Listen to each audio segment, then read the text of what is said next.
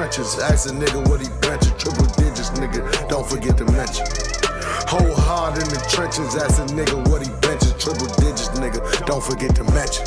Don't forget I got memories, dead stain the whole room if I let him bleed. Shit was dark, I let this little light of mine. Here we go. Welcome back to another episode of the Trap or Die podcast. This is your host, Marley Jamal, at Let Mual Tell It, all that good stuff. Let's get to the administrative items right quick. Everybody, if you are watching on Twitch, just make sure you are following. If you aren't, this is a followers only chat.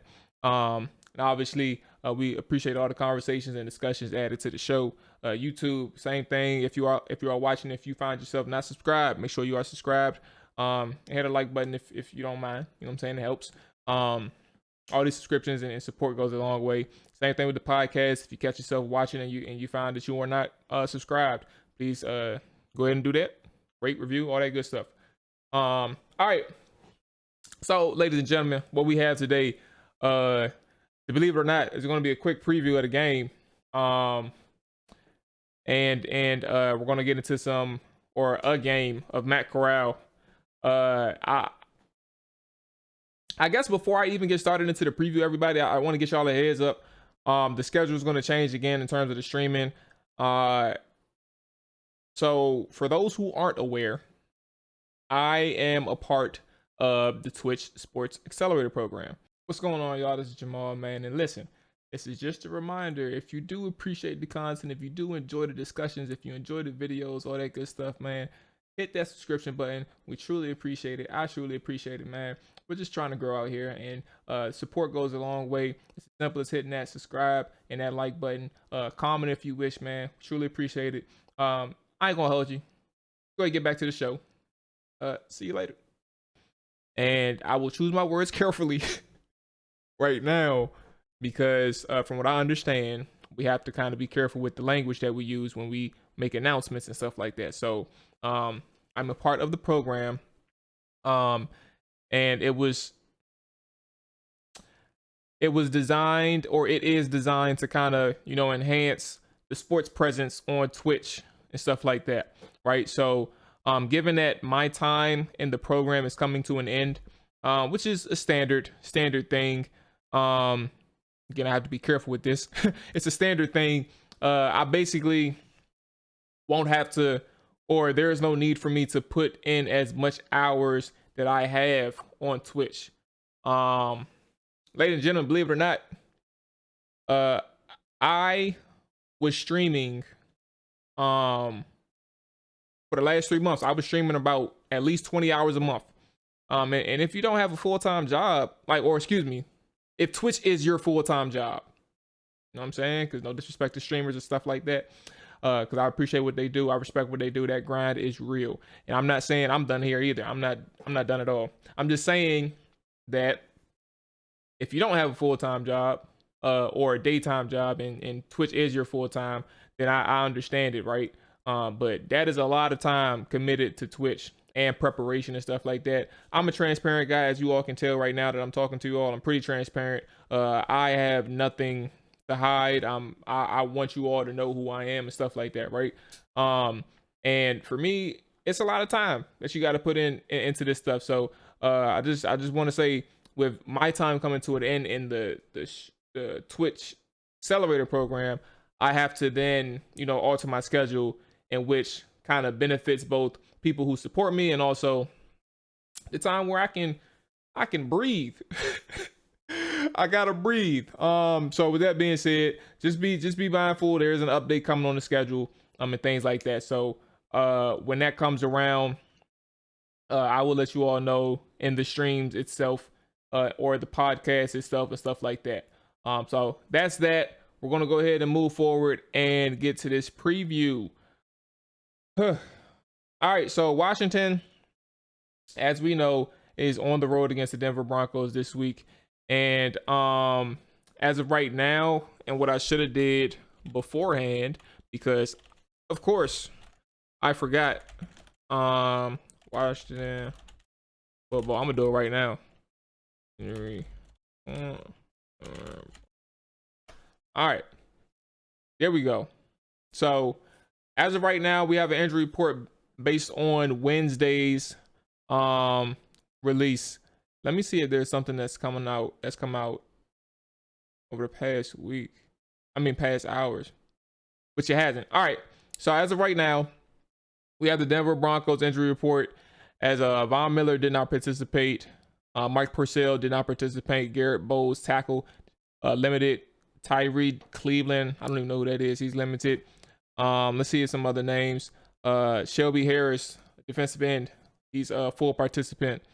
And then we have on Washington side, obviously, De'Ami Brown did not participate. Sam Cosmi, Terry McLaurin, Curtis Samuel, Wes Schweitzer did not participate.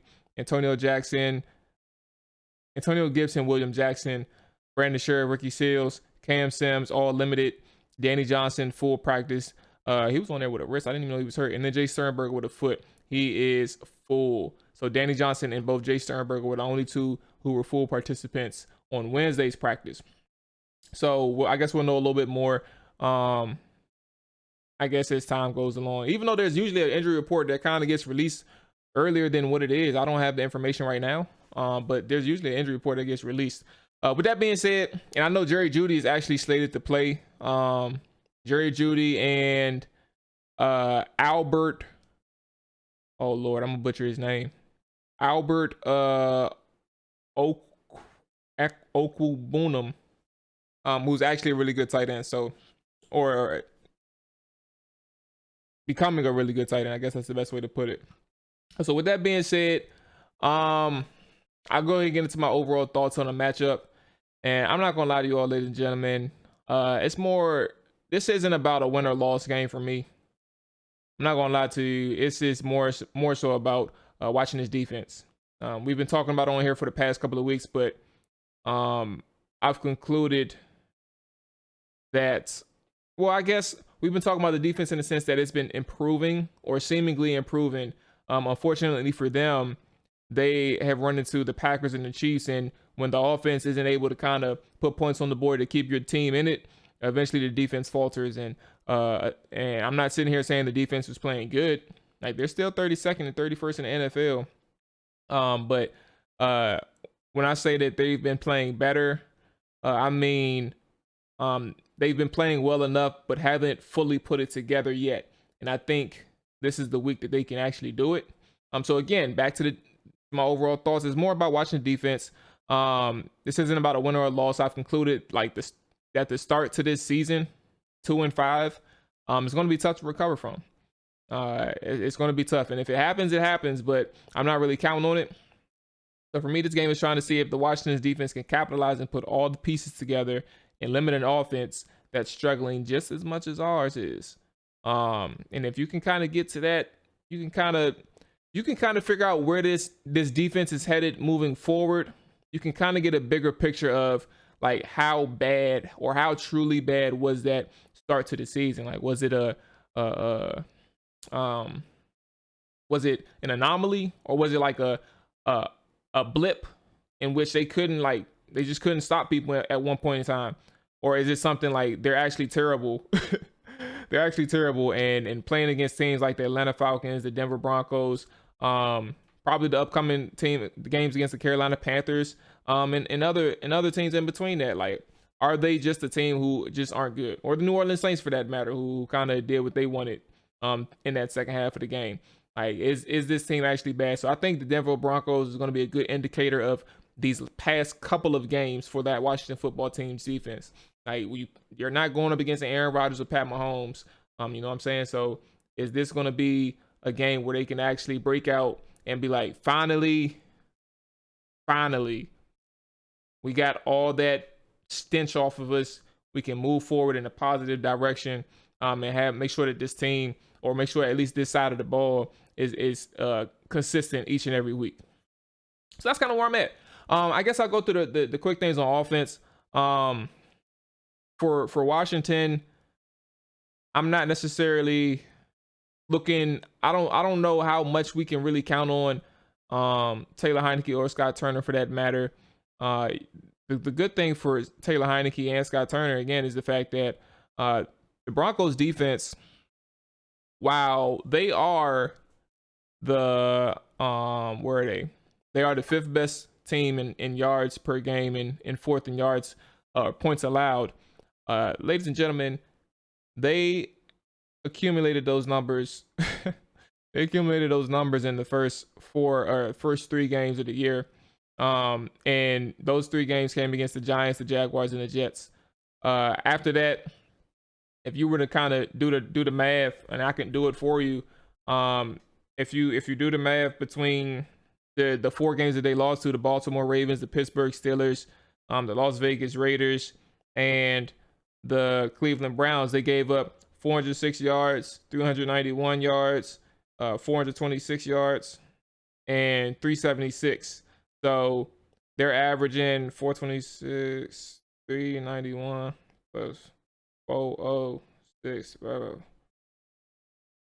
I said divided by 4. Good Lord. That's 330 yards a game. So even still, it's not that bad.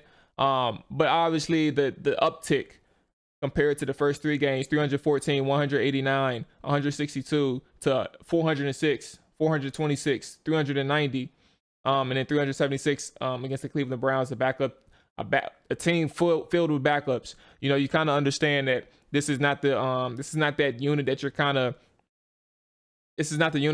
scared of. I think the issue for Washington though is that understanding that they aren't a good unit. So while we kind of assume that there's an opportunity, while it may be safe to, or reasonable to assume, not safe, reasonable to assume that you'll have a chance against this Broncos defense based on the level of competition they've played against in terms of when they had their success. You got to understand that Washington's in that same boat. They aren't the best offensively. I think they're 20th in yards, and then 22nd in points. They aren't really doing too well on that side of the ball, but also they have an offensive coordinator. While he has had his bright spots, he struggles to kind of commit to a side, whether it's passing or running.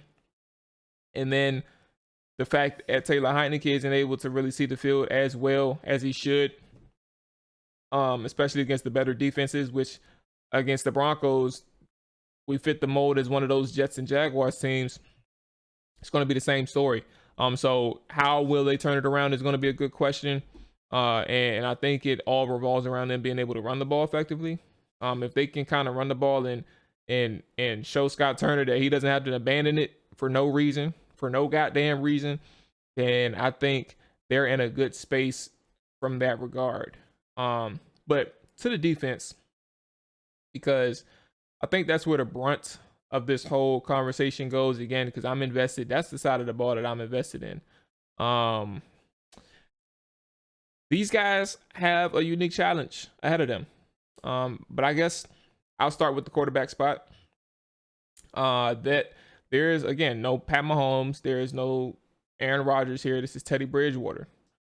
Teddy Bridgewater is a quarterback who, he had his time in Carolina last year, transitioned to Denver in the offseason. And I don't know if it was trade or free agency, but I think it was trade. But anyway, transitioned to Denver. And they started off high, 3-0. And I think for Denver and Teddy Bridgewater, Teddy started his season, I think it was 4 games to start the year with no turnovers. 4 games to start the year with no turnovers, man. That was pretty impressive. But then over the last few games, he's had 5 turnovers in his last 2 games and 5 interceptions in his last 3. So it kind of shows like it was a crashing down similar to Sam Darnold, ironically, from the Carolina Panthers, the team that Teddy just came from. These guys have been struggling lately. I think Teddy is in a space where, for him, I don't know if it was a offensive line thing, because the offensive line is not been well in Denver, and maybe some pressure has been getting to him, and maybe this guy has been struggling in terms of his decision making and being comfortable in that pocket that Denver has given him. Who knows? But Denver is in that space where they are struggling to protect the quarterback. That's the fact of the matter. Secondly, they didn't have Jerry Duty. Jerry Jeudy, outside of their first game, so it's assuming that they get him back this week. But he's been out, I think, it was an ankle injury, I believe, that has had him on IR, but he's been lifted. And they also didn't have Albert O. We're just gonna call him Albert O for this because I'm gonna struggle to butcher his last name, and I don't want to be disrespectful to him. But Albert O was also a guy who, for those who don't know, and I guess it's a good time to show you all now. For those who don't know, Albert O and Noah Fant, they lead this formation multi tight end sets. Sometimes the heavy formation or heavy personnel, where it's at least 3 tight ends on the field for Denver. They lead that personnel package for Denver, and they have a lot of success out of that. I noticed that from the beginning of the year, just understanding how they want to, create their run lanes for Melvin Gordon and company. Melvin Gordon, and let me not disrespect this guy. Y'all need to get hip to him. What's his name? Javonte Williams. How they create these lanes for these guys is pretty remarkable. And I appreciate how they kind of stick to it as well. So Melvin Gordon on the year is he has 78 carries for 350 yards, with 4.5 yards per carry. And then Javonte Williams, 69 carries, 320 yards, 4.6 yards per carry. And I think the issue, again, while Washington will have a unique challenge for them, is understanding that these guys, I think the issue is that these guys have trailed over the last 4 games for a good amount of time in these games. So while I talk about these 2 tight end sets, and I'm about to show you also, when I talk about these 2 tight end sets, or when I talk about heavy personnel, as much as they would love to get in that formation or get in that personnel package, when you're trailing to these teams, you kind of eliminate that.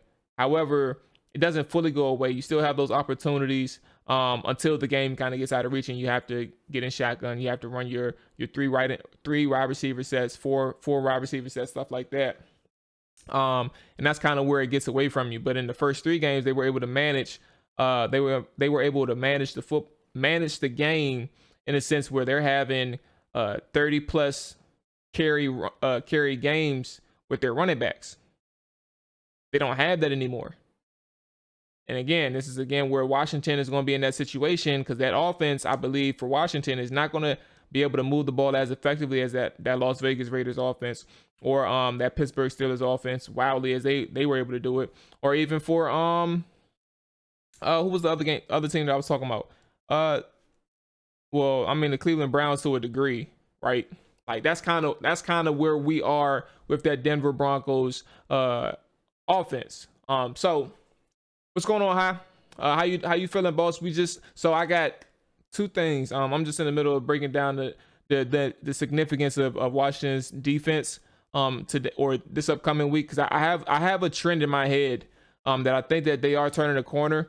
I have this belief that I think they are turning a corner, and this may be that breakout game for Washington's defense. I don't know if it'll translate to a win. I'm not saying that they will win, but I think this is one of those games where we can kind of talk about their defense and focus in on that and their future development or improvement of sorts. So we got that going on, and we're going to show a little bit of Matt Corral out of Ole Miss. We're going to show his film a little bit before we get up out of here. It's not going to be that long today. So yeah, back to the personnel groupings. I'm going to show you all right quick. Let me go ahead and transition right now.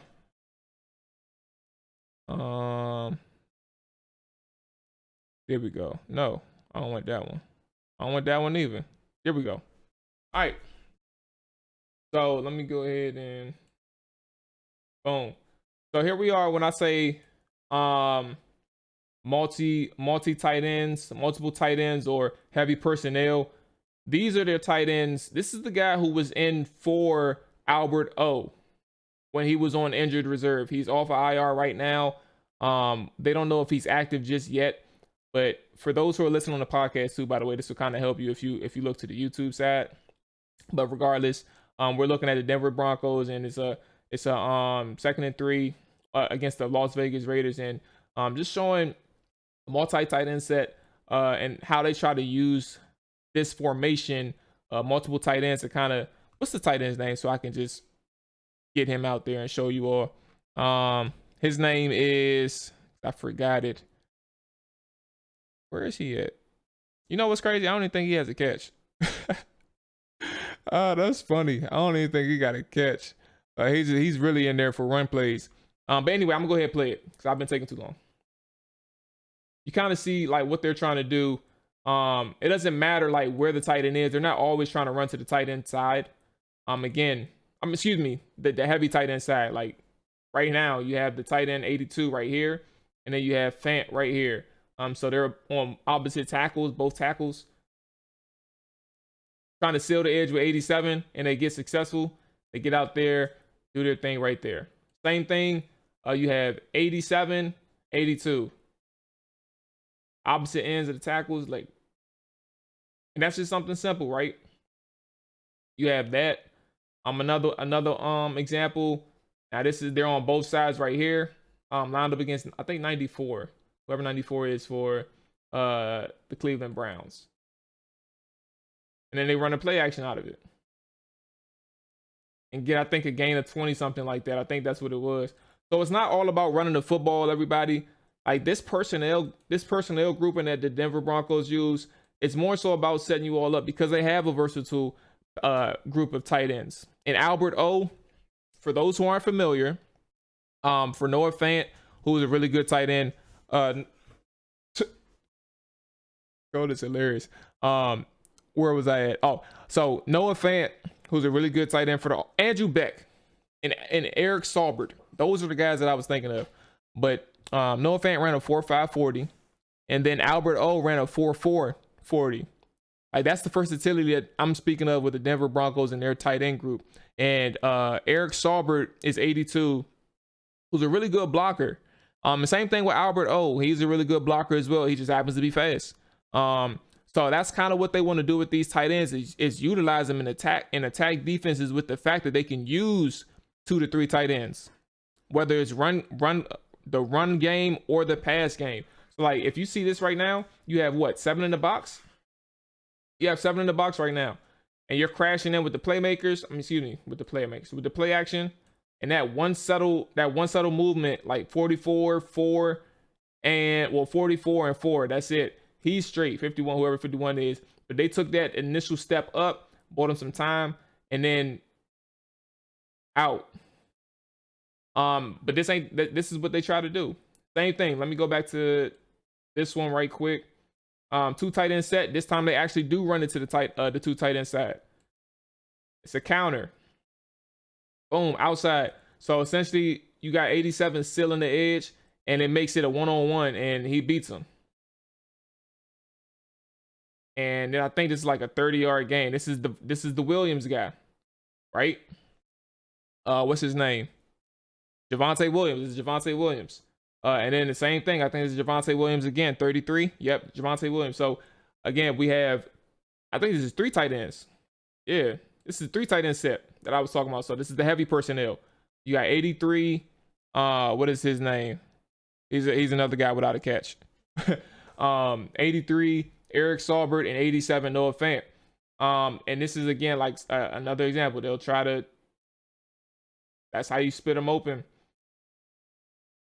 And this goes for a touchdown. So this is kind of what they're trying to do that throughout the entire season, is understanding that they have a versatile tight end package, but also don't forget about Jerry Jeudy again. Don't forget about Cortland Sutton. These guys, KJ Hamler is okay. He's hurt. I think he's hurt. I don't know what his status is. Maybe he's back already.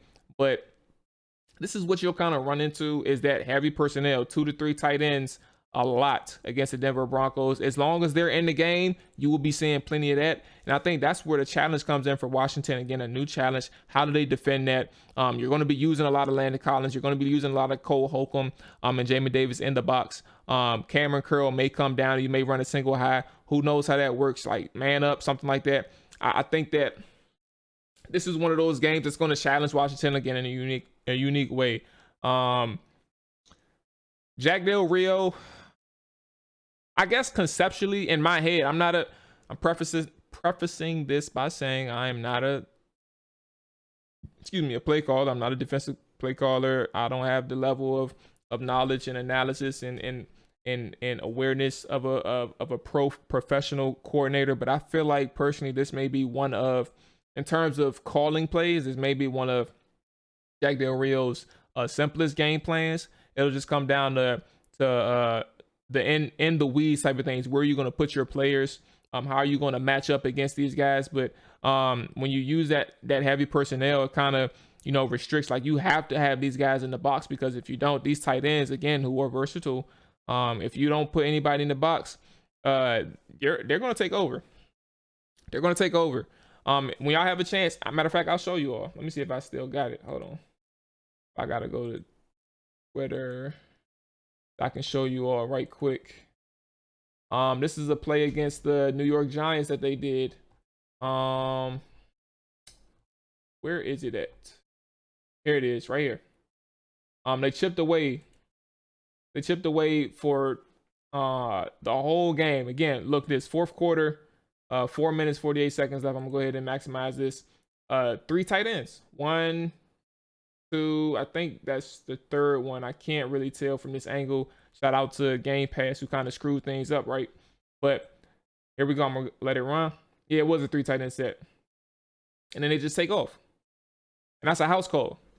So, like, they do not hide from the fact that they want to run the ball, or that they want to use their 3 tight ends. So it's all going to be about how Washington covers it. And I think that'll be the most important thing, at least for Washington, is containing that run game, but also showing early that Denver's going to have to get out of that. And that's kind of where we circle back to Teddy Bridgewater. And for me, I don't know about you all and your confidence level with Teddy Bridgewater. I'm not that confident in this guy. Let me go ahead and there we go. I'm not that confident in this guy. And to be honest with you, the Denver media isn't that confident in that guy either. His seat is warm. Denver recognizes that. They got to asking Vic Fangio about Teddy Bridgewater's status as a starting quarterback. He said he was fine with him this week. But there's no telling how it goes, and things can come crashing down against for Teddy Bridgewater against Washington. I think the thing that we need to pay attention to is the Denver Broncos and their third down conversion rate, which is actually terrible. They're the 5th worst third down offense in the NFL. And I think for Washington, again, a team who has been struggling. Remember, I said while they've been playing better against the Chiefs and they've been playing better against the Packers, they didn't put it all together. And they're still 32nd in the NFL. And their third down defense is 32nd in the NFL. But something that you kind of can look forward to in terms of seeing if things change around, and actually kind of helps out my narrative or my theory. Bill Barnwell, a journalist for ESPN, he writes an article, I believe. I guess it's a weekly article and stuff like that. But he had an article today that kind of covered Washington football team and them being a disappointment. But he spoke about their third down defenses and understanding that while their third down defense is currently 32nd in the NFL, their ratings on first and second down, they're 4th best in the NFL. So, what does that tell you? Mind you, keep in mind, because I'm a balanced guy, Green Bay was 50% on third downs. Kansas City Chiefs, 65% on third downs. But at the same time, you have to understand that if you believe that they will turn a corner at some point, then those numbers on how they do in the first 2 downs are more sustainable than the numbers that they're putting up. They're historically bad numbers that they're putting up on third down. Things will probably have to change. And again, when you're facing the 5th worst third down offense in Denver this week, you have an opportunity to turn things around in your favor. I think that front 4 for Washington, Chase Young, Montez Sweat, Jonathan Allen, Tim Settle. There's a lot of things going well. Jack Del Rio even spoke today. Today is Thursday, as we're streaming this. And those listening to the podcast. Today is Thursday, and Jack Del Rio spoke to the presser, as he does each and every Thursday, to the local media, excuse me. And he actually spoke on the coordinator rushing in terms of how they've been developing and improving in terms of the front 4. And he actually said, very short answer, but he acknowledged the fact that it is improving. I mean, he mentioned that it was continuing to be an emphasis for him. The communication, understanding, the playing off of each other, the awareness, those things at game speed, and just getting better and better with it. So he's acknowledging the fact that a guy who was actually very, what's the word? He wasn't that fond of the media, like very tight-lipped. I guess that's the word. He was very tight-lipped with the media, understanding that they have to get better. He really didn't offer that much praise with these guys in weeks past when he spoke with the media. But again, an acknowledgement from Jack Del Rio, understanding that these guys are becoming or improving in some facet. Though he didn't verbally say yes, they are improving, but he did acknowledge that they are developing and getting better in certain aspects too. So understand that they are improving in certain in those areas in terms of the minute details, the small details. They are getting better. I mean, you just have to continue to see that, and I'm interested in seeing that against the Denver Broncos. Another thing that he mentioned, because there was conversation about William Jackson and the fact that he missed so much time against that Green Bay Packers team, and that defense actually looked better.